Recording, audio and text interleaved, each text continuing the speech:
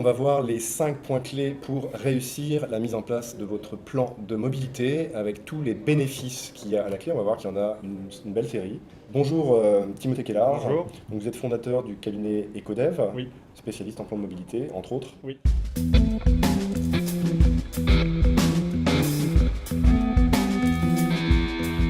Alors juste avant d'attaquer, n'oubliez pas de vous inscrire à la newsletter en cliquant sur le lien qui est dans la description juste en dessous et de vous abonner à la chaîne en cliquant dans le coin en bas à gauche ou à droite de la vidéo pour ne pas manquer les prochaines interviews. Pourquoi les plans de mobilité sont très importants aujourd'hui dans le monde de l'entreprise? Pourquoi il faut s'y intéresser? Alors les premiers intérêts sont peut-être des enjeux économiques ou des enjeux de déplacement. On se déplace de plus en plus, avec de plus en plus de contraintes. Il suffit de regarder les périodes passées ou actuelles, des grèves, de pénurie de carburant, d'augmentation des niveaux des rivières et ou de neige. Donc on a un certain nombre de moments dans l'année et dans les zones urbaines très régulièrement qui nous poussent à se pencher sur le sujet de la mobilité, car on a de plus en plus de mal à se déplacer. Alors tout simplement parce que une bonne partie des employés finalement ne sont pas là où ils devraient être. Ils ne peuvent plus venir. Une des raisons aussi, c'est qu'on parle beaucoup de qualité de vie au travail, de stress lié au déplacement. C'est les premiers facteurs de stress pour les franciliens, les déplacements domicile-travail. Il y a aussi un enjeu de qualité de vie au travail. Exactement. Et finalement de bien-être au sens large et ou de difficulté, on va dire, à vivre son travail au quotidien. Au-delà de ces enjeux plus pragmatiques, il y a aussi une trame de fond qui est une trame sanitaire liée à la qualité de l'air.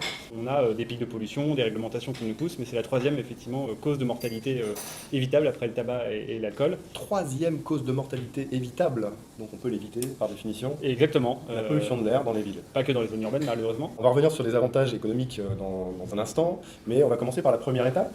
On commence par quoi? Alors la première étape, c'est de travailler sur un état des lieux, savoir où on en est, ce qu'on a déjà mis en place, mettre en place une équipe projet, donc définir des rôles et également un rétro-planning ou des objectifs. Ça paraît assez simple, peut-être comme approche, mais c'est essentiel de le rappeler et de le mettre en œuvre surtout. Ouais, tout à fait. Ça, c'est la première étape clé. La deuxième étape, à partir de là, qu'est-ce que c'est? Alors la deuxième étape, ça va être de travailler sur l'étude à la fois des usages ou des comportements, comment viennent les collaborateurs et par quels moyens de transport, sur des données quantitatives et qualitatives. Sachant qu'il y a deux grands types de déplacements. C'est principalement les trajets domicile-travail, quotidien, et ou professionnel. D'accord. Mais on pourrait aller, et on va sur certains projets, aller jusqu'à étudier les visiteurs, étudier les fournisseurs, le fret, enfin voilà, on peut aller beaucoup plus loin. L'ensemble des déplacements générés directement ou indirectement par l'activité, par l'entreprise, exactement. La suivante, ce serait autour de la communication responsable. Comment communiquer sur les bonnes actions au bon moment et comment informer les collaborateurs de cette nouvelle alternative. Pour entraîner tout le monde finalement dans le projet. Oui, exactement, pour tout simplement s'assurer que le maximum de personnes puissent changer, évoluer ou utiliser les services. Ça peut impliquer la mise en place de petits challenges, de petits jeux dans l'entreprise, de valoriser les belles performances sur ce point-là. L'idée, c'est de mettre en place effectivement des mécanismes incitatifs qui sont à la fois des incitations qui valorisent les bonnes pratiques et également qui récompensent. On peut prendre des exemples, mais certaines pratiques sont aujourd'hui indemnisées financièrement par rapport à d'autres. Donc effectivement, on va avoir des incitations financières et des incitations D'accord, c'est très intéressant et on n'est pas au bout. Alors le suivant, c'est quoi? C'est la co-construction, c'est bien ça? Une fois qu'on a défini des actions possibles, on va les prioriser et co-construire son déploiement. On aime finalement proposer et demander aux collaborateurs et aux employeurs de se mettre autour de la table pour finalement favoriser des actions. Donc effectivement co-construire une feuille de route, un déploiement d'actions et prioriser en fonction des attentes des uns et des enjeux des autres. Il nous reste un dernier point pour mener à bien ce projet, le suivi de tout ça dans la durée. Toute action mise en place doit être mesurée, donc il faut mettre en place des indicateurs et les suivre sur le long terme, le moyen ou le long terme, peu importe. Mais l'idée, effectivement, c'est de mettre en place des indicateurs, mettre du suivi et de pouvoir valoriser ou pas les bonnes pratiques et ou, on va dire, les bonnes actions. Et à l'inverse, peut-être corriger si on a mis en place des actions qui ne fonctionnent pas. Qu'est-ce qui risque de se passer si jamais on n'assure pas ce suivi? Alors, il peut y avoir deux écueils principaux. Je pense que le premier, c'est de créer de la frustration, puisqu'on va questionner les collaborateurs et ou leur proposer de se pencher sur un sujet. Et s'il ne se passe rien derrière, forcément, ça crée de la frustration. Et le deuxième point, c'est peut-être de déployer des actions qui vont du coup être un investissement de l'employeur, mais si elles ne sont pas utilisées par les collaborateurs, ou que les collaborateurs ne sont pas au courant, on va avoir un gâchis en fait, des actions qui vont être inutiles.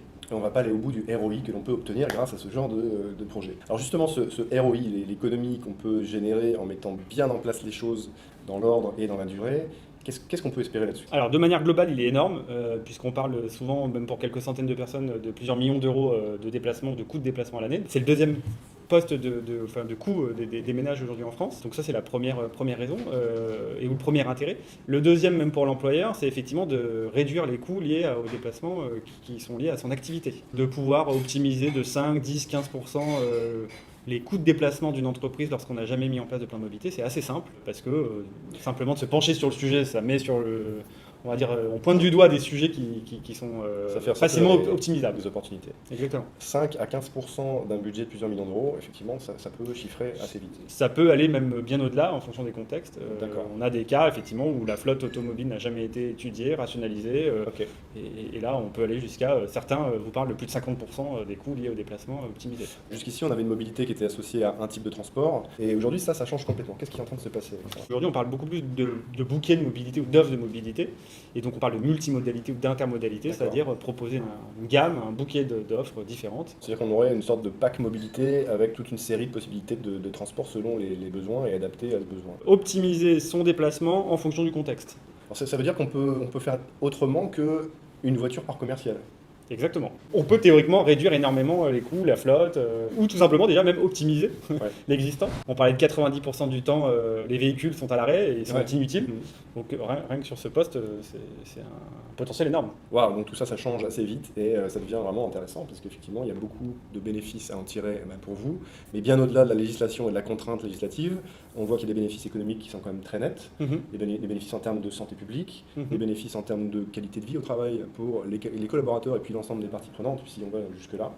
Et finalement, il y a des bénéfices à tous les niveaux. Même pour le pouvoir d'achat des collaborateurs qui font du covoiturage. Si vous n'avez pas encore de plan de mobilité efficace dans votre entreprise, allez-y, faites appel à quelqu'un comme Timothée Kellar et à son équipe, donc d'Ecodev. Vous trouverez le lien dans la description de la vidéo juste en dessous. Vous trouverez aussi le lien pour vous inscrire à la newsletter, recevoir les nouvelles du projet.